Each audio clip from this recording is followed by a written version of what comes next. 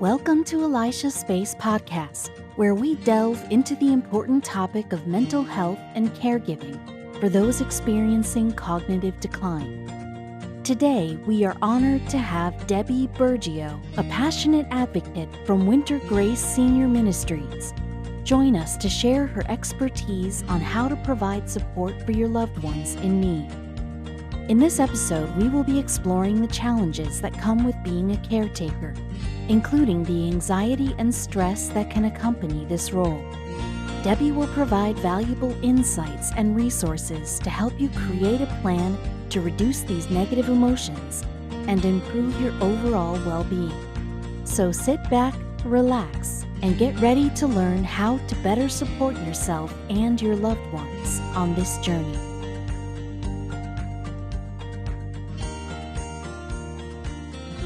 Well, hello, audience of Elisha Space. I am just so happy that you guys are with me today. I am just so thrilled. And the reason why I am thrilled is because I have Debbie Burgio from Winter Grace Senior Ministries with us today. And what we're going to talk about is really not an easy topic to talk about. We are going to be talking about her journey regarding her loved one, who happens to be her father, and you'll hear her story, regarding what it's like to love and care for someone, what her story is regarding, when you start to see someone who is maybe dealing with dementia or another type of cognitive decline, seeing that, walking them through that, and what it's like for you. And then we're also going to have a conversation around this nonprofit that she started called Winter Grace Senior Ministries. So I want to thank you for joining us today. I think you're absolutely amazing, which is why I asked you on my show. You were very, very kind. Thank you. Thank you. Delighted to be here. So let me ask you, how did you get started with Winter Grace Senior Ministries? What was the journey that brought you there? Well, I'd say 14 years ago, my dad began a decline with Parkinson's disease with dementia. He had macular degeneration, and my dad was this larger than life to me, it's like big 6'2.5" man, broad shoulders, loud voice. Sounds larger than life. Yeah. And I was daddy's girl. I'm the youngest, I'm the baby, and we were always really close. And I believe with all my heart that my mother and sister and I cared for him very well. But we didn't know what we didn't know. We didn't know what the right steps were, timing, like when we needed more help. And my mom was determined to keep him home as long as possible. And she did, probably longer than she should have. But we had a wonderful aide who was there all the time. Absolutely amazing woman. So I'm an ordained deacon in the Global Methodist Church. And so the church is a very important part of my life. Mm-hmm. And our pastor was fantastic, spiritually, supporting me through this journey. And at the same time, more towards the end of my dad's life, we were at our church, we were having a visioning meeting.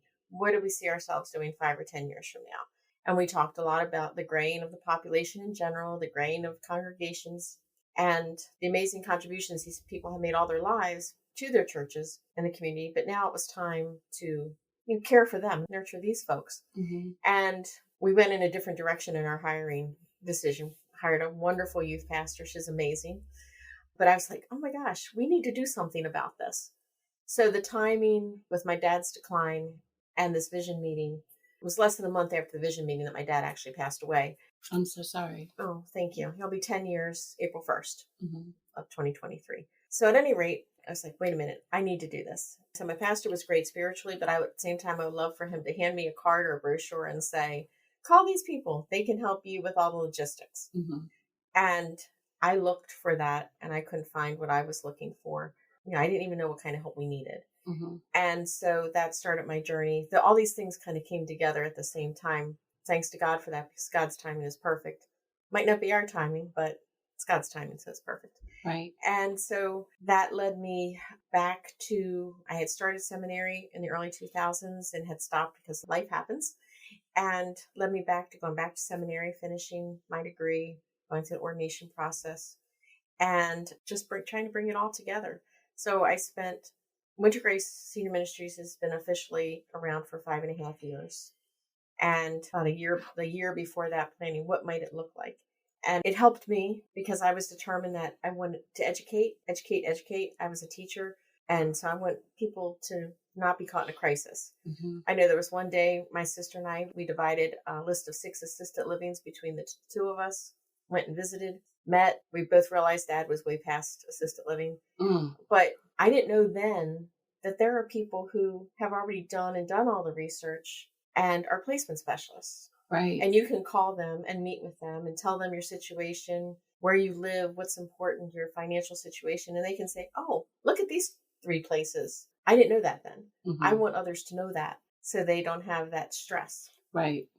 And so that's how Winter Grace really came about, just trying to meet as many resource providers as I could in all areas. I learned about things like daily money managers that come to your home. They'll do your bills. They'll sort through your mail, not daily, but they could come daily, but on a weekly or every other week basis, and take care of that task for someone who isn't able to take care of that task anymore. Wow. Just learning those kinds of things that were news to me, and I wanted to share. And also Winter Grace also is building up older adult ministries and making potlucks are fun, and ladies circles are fun, but there's so much more that we can do. Right. And I have a holistic approach to health and wellness and bringing that in. And so it just kind of snowballed, I guess. I've noticed that a lot of times churches either are more stronger with youth in youth ministries, or they're stronger with the older adult populations. But I haven't yet to see a balance. So it sounds like you try to bring a balance to that. Yes. And I hope to. That's my hope that I have. And that intergenerational activity is amazing, right. Especially in our mobile society. So many people live away from grandparents, or they live away from their grandchildren. So why can't we adopt a grandparent, adopt a grandchild within a congregation? That. Right. Yeah. And just things like that to bring relationships and support older adults. That's just been my mission. Okay. Well, thank you for sharing that. I think that it's an amazing mission. What are some practical tips you would share with someone who's had a loved one who's been experiencing cognitive decline? What are some things you would say to someone who's dealing with a similar situation? Well, I know it's really distressing for a child or grandchild of someone who is experiencing that. It's hard. The interactions can be very hard because you're having the same conversation 5 or 10 times in a very short period of time. It's like you want to say, "I told you this," right? But you can't do that. You can, but it's not helpful. It's not going to help your loved one. It's not going to help you feel better in the long run, right? And it's hard just to say, just keep having that conversation. Just be there to support them, and if they tell the same story. Or what I found that I think a lot of people do, if you find a story that they really love and someone's getting agitated or upset, say, Mom, I was thinking about that time when you said that Dad did this. Something that a good story to bring those memories back. Because a lot of time with cognitive decline, we can have short-term memory loss, but the older memories are completely intact. Okay. If someone's loved music, I don't know if you've noticed this, Elisha, that people can be very late stages of dementia, but the songs are still there. Up.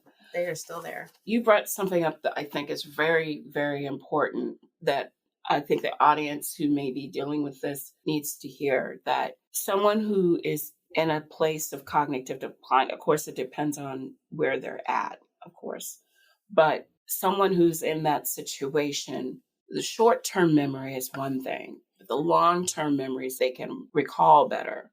So if you go into that place of reminding them a good memory, maybe a nourishing memory, not a negative one, because sometimes they can become volatile with their words and with how they respond to things. So, and physically as well. So reminding them of that can readjust them to the situation. Even if it's something like, let's go through the door, and they don't want to go through the door because they don't remember you. Then you give them a memory, then they may remember that better.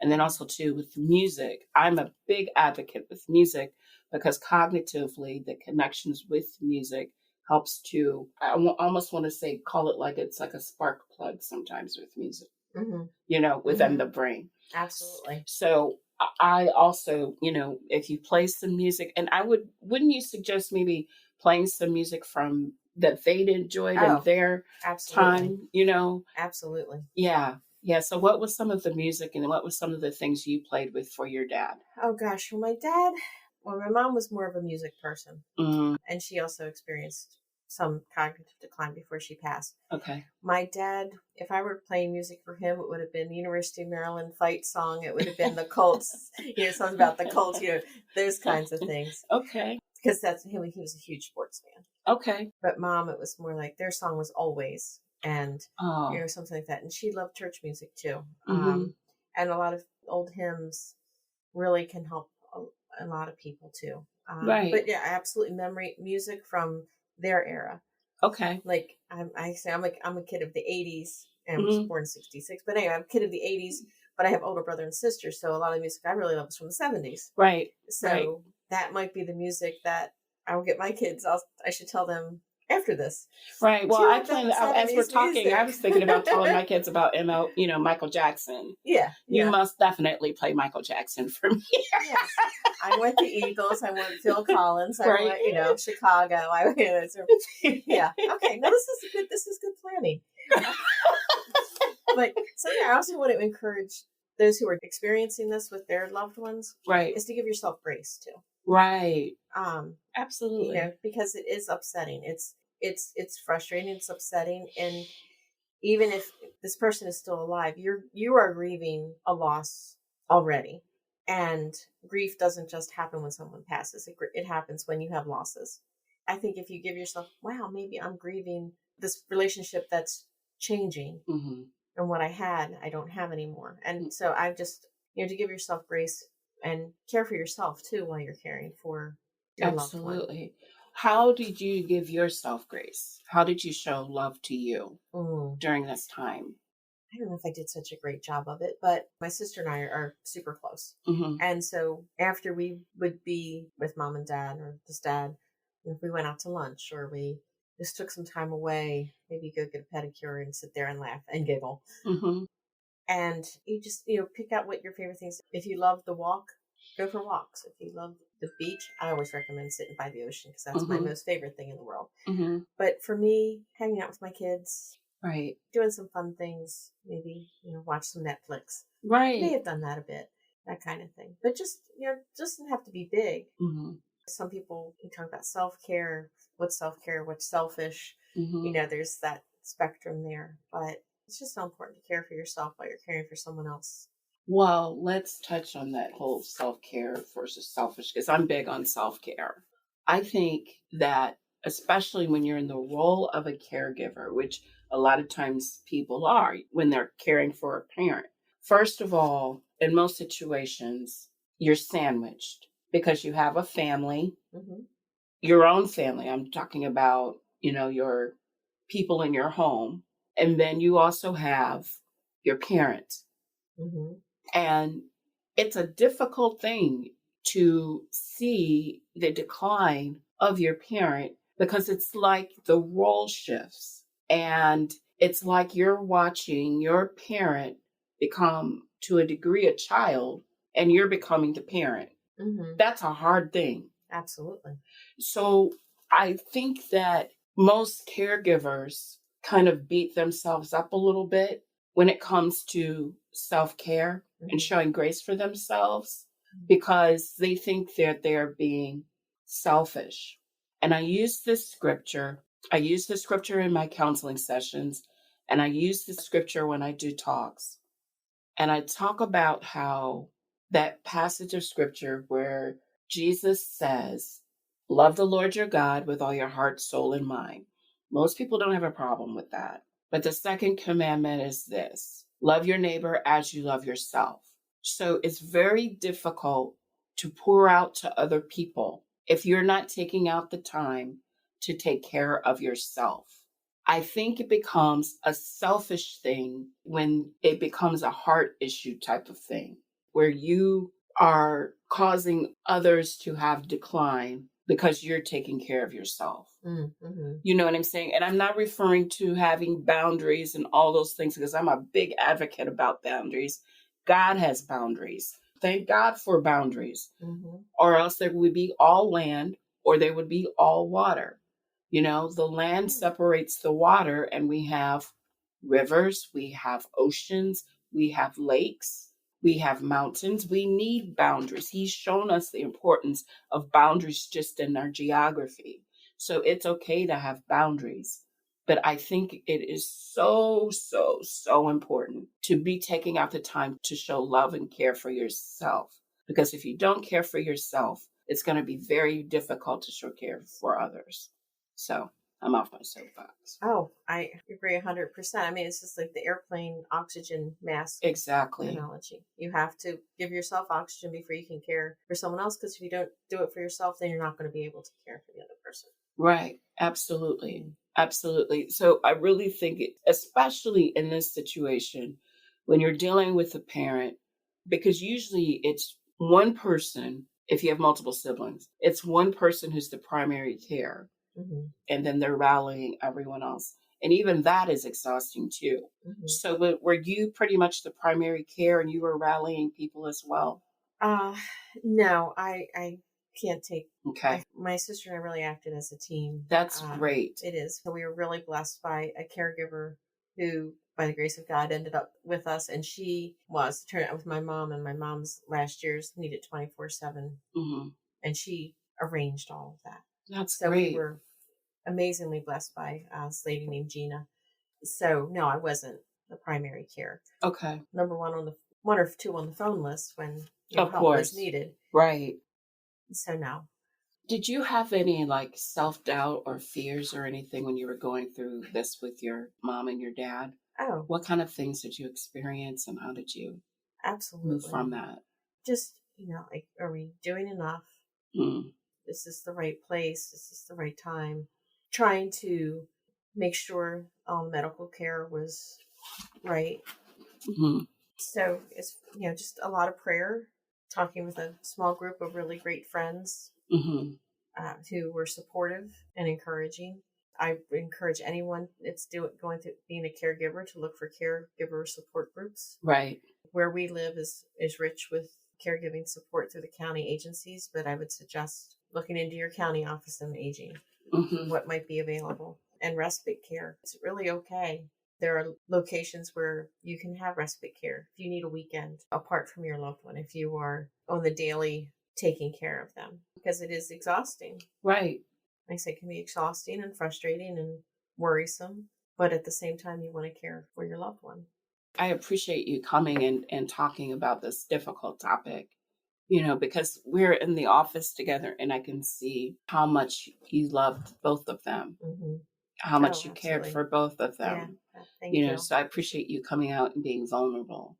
Well, thank you. I'm so glad to be able to share, because it's that this ministry has grown out of that. And now I'm with an organization that is about aging in place, and as well as living your best life as long as possible where you live, and supporting older adults. And so I'm just thankful to be here. Winter Grace, could you share some of the resources for the audience? Most of our listeners are in the DMV area. Okay. So they may want to learn more a little bit about you. What can they do if they would like to? Well, our website, you can share our website, was wintergrace.org. Mm-hmm. And we have resource providers, a community resource center there. We have articles about older adult living and living well and living strong, and also support. There are devotions there. We have a library. Well, we do resource fairs. Mm-hmm. And we started in spring of 2019, with our first resource fair, which was in person and had about 25 resource providers. Mm-hmm. And then when 2020 came, we were going to do another spring resource fair. Mm-hmm. And learned, beginning of March, I was up all night coughing. I think my husband and I both had COVID before it was cool, Mm-hmm. before testing. And I thought, we're not going to be able to do this in May. Mm-hmm. And so we've gone to a virtual format, and we've done 7 virtual resource fairs. We are going back in person end of April and the end of May, one in Smyrna Park and one in Columbia. Mm-hmm. But we're combining it. We're having an in-person event with 2 weeks of virtual around it. So you can visit all of the resource providers online or come and see us. Mm-hmm. So I would invite everyone to come to the website and check the directions and times and everything. We have a resource directory that we put together of nonprofits, government agencies, businesses, even individuals in our area. Mm-hmm. But our library, on our website, we have authors, health coaches, the director of, from UMBC, the director of their gerontology Mm-hmm. program on there, just with tips and hints and guidance and resources. And is there a phone number or anything they could call if they wanted to? Sure. Our phone number is 443-832-3805. And I can be emailed at debbie@wintergrace.org. Okay, DEBBIE at wintergrace.org. And Winter Grace is spelled WINTERGRACE, all one word, .org. Been doing this a while, so. Yep, all one word. Okay. Yeah. Fantastic. And what are your needs for the ministry that maybe someone wants to volunteer or give something? Oh my goodness, I hadn't thought about that. Of course, donations are always more than welcome. We have a place on the website that can be done. If someone has had a great experience with a company or a service provider, we'd love to hear about that so we could reach out and learn more. I said the first 2.5, 3 years was all meeting new people. Mm-hmm. It's been really warming to my soul to meet amazing people. I'm part of 2 networking organizations, and COGS is one in Howard County. Right. Senior Provider Group is in Anne Arundel County. I have met the most genuinely nice, passionate, kind people who are serving older adults, because I know I'm passionate about it. But to find others that feel the same way it's just affirming. It is very affirming. As a matter of fact, one of the first things I said to Debbie when she came in, because we were just kind of chit-chatting as we were getting set up in my office, is one of the things that we talked about was, I said, I love working with people who see the things that they do as their mission, it's something that they love, because it provides a different level of care. Mm-hmm. It does. It absolutely does. It nourishes you while you're nourishing others, Mm-hmm. So and that's the kind of person I think, even though we've met briefly, I just connected with her so well. That was one of the things that I really connected with you about, because I don't do what I do just to do it. This is Right. where my heart is at. Right. Oh, absolutely. I can see that about you as well in our conversations on the phone. Right. Just learned that. So now being with Winter Grace and now the Village in Howard, it's just, other ways to serve and reach a wider community and just promote the importance of, we're taught to honor our mother and father. Yes, absolutely. And that's actually how I see this, but go ahead. Mm-hmm. Yeah. And very thankful to be able to be living that out in a professional way, but it's a vocation, it's a passion. And there's so many people, audience too, that don't know that there are resources out there. Oh, absolutely. Some of your connections, are they a combination of private pay as well as those who maybe are insurance and Medicaid, Medicare as well? Yeah. Yes. Okay. Yes. A whole combination of those. And being able to connect, if someone calls and I can't find this, I'm going to do what I can to connect you with a few different people to help you on that. I certainly don't have all the answers, but I have the resources to point you in the right direction of an answer. Okay. Okay. If I can't say, well, call these three people, I will make sure we can get you connected. Well, Debbie, I want to thank you for joining us on the show. I want to thank you for being a part of the space of Elisha Space. I appreciate that. You are welcome to come again for further collaborations as well. I'd be delighted. One more question before I close out. I'm sorry, because this podcast goes nationwide. In some places it goes international as well. Are you able to provide resources to others on a nationwide level, or is it more regional to the DMV area? We are more regional to the DMV area. Okay. However, I'm also working with a foundation, the James Houston Center. We're working on establishing a nationwide network of senior adult ministries. Okay. It's in its infancy, but that is a big passion to connect senior ministries across the state. That's what Winter Grace is also working on, because we don't want to reinvent the wheel. If somebody is doing something fabulously in Hagerstown or Dover or Richmond, we want to know about it and share that. Mm-hmm. and also share what doesn't work and develop that kind of network. So there are ways to connect with people all across the country as well. So what I hear you saying is that if someone perhaps has a loved one in Florida, I don't know why I said Florida, but Florida. It sounds like a wonderful place. Yeah. They can just reach out to you and you can do your best to connect them with a resource in Florida through this other organization. I will certainly do my best. Okay. So don't let that stop you. Yep. Let that be still a resource for you. And can I say, if people know of wonderful resources right in Florida or Texas or whatever, let me know. Yeah. Because I'd love to connect with them, learn from them, and build this network. Right. Because if anything, they could also be part of the directory. They could, there's other things they could be a part of. So, all right. So, Debbie, thank you for joining us on this show. It has been a true pleasure.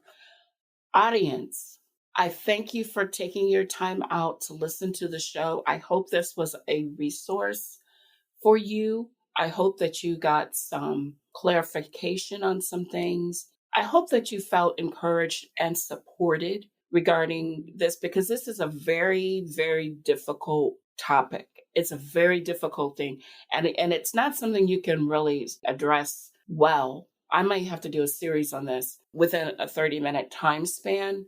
But I hope there was something, anything, even if it was just a snippet that you got that helped you within your own healing journey, and that which you could apply to your loved one and theirs. In everything that you do, I hope that you have greater peace and greater healing as you move forward in your healing journey. You all have a wonderful, wonderful day.